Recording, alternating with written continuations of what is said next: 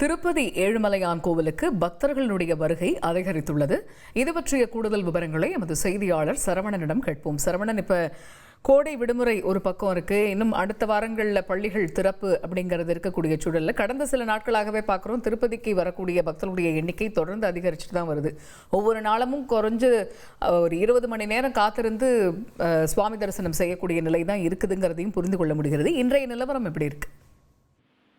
திருப்பதி ஏழுமலையான் கோவிலுக்கு கோடை விடுமுறை மற்றும் தொடர்ந்து 2 நாட்கள் வார விடுமுறை வருகிறது. இதனால் அதிகமான பக்தர்களின் வருகை அதிகரித்துள்ளது.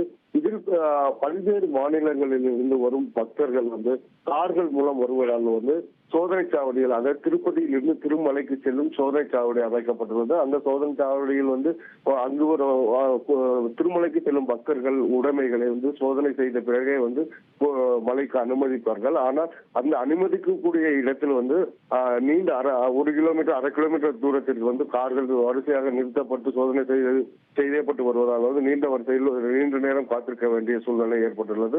அதே போல் திருமலைக்கு பாத யாத்திரையாக நடந்து செல்லும் பக்தர்களின் எண்ணிக்கையும் அதிகரித்துள்ளது. இதனால் அந்த பகுதி சிறு பகுதியாக இருப்பதால் அங்கு கூட்ட நெரிசல் ஏற்படுகிறது.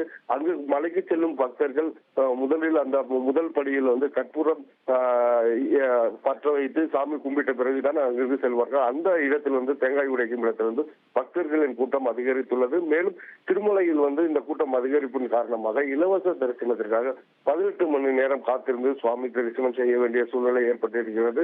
இந்த 18 மணி நேரம் காத்திருக்க அந்த வரிசையில் காத்திருக்கும் பக்தர்களுக்கு தேவையான குடிநீர் வசதிகள், உணவு வசதி மற்றும் கழிப்பிட வசதிகளை தேவஸ்தான நிர்வாகம் ஏற்பாடு செய்துள்ளது. மேலும் நேற்று ஒரே நாளில் 83,261 பேர் சுவாமி தரிசனம் செய்துள்ளனர். தகவல்களுக்கு நன்றி சரவணன். செய்திகளை உடனுக்குடன் தெரிந்து கொள்ள உடனே சப்ஸ்கிரைப் பண்ணுங்க.